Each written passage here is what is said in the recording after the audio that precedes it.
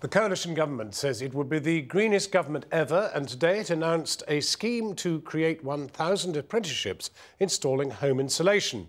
The critics say that some way short of the 250,000 green jobs promised, and it's not only the space under the roof that's causing the government problems. Installers of solar panels say their industry is under threat. Here's our business correspondent, Siobhan Kennedy. Hi there. Shaking hands on a new deal. The government calls it the Green Deal. But is it a big deal? Nick Clegg says it is.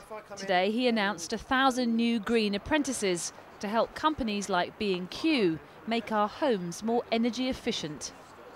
And what we are doing is highlighting the Green Deal, one of the most ambitious projects that any government has launched in a long, long time, so that people can insulate their homes, introduce those new measures, save money with no upfront cost whatsoever.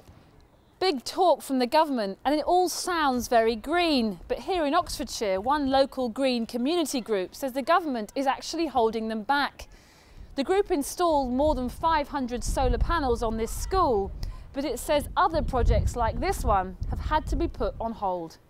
And here's why. The panels are only viable because they're subsidised by the government, which pays users a special tariff for the electricity they generate.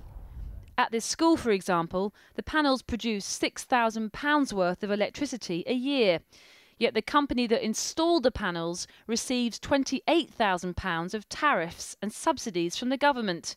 It's such an attractive deal that so far 21,000 renewable projects have registered for the scheme. But now the government has decided to review the tariffs for all schemes producing more than 50 kilowatts. It's worried the subsidies will be used up by large projects, so-called solar farms.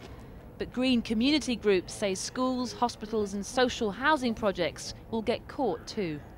The problem is that the review of the feed-in tariff has put a blight on the planning of further school schemes like this one.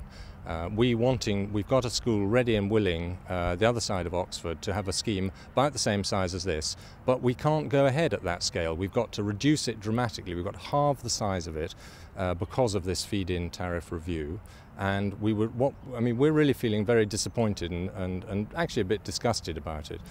The uncertainty is also causing havoc for the solar panel manufacturers and installers. We've got a lot of projects that we had planned to go ahead March, April, May, and now have all been put on hold. And that has had an ongoing effect, a knock-on effect to us hiring new staff for installation teams and sales all across the company. Firms putting the brakes on hiring is not what the government wants to hear on the day it announces 1,000 new apprenticeships.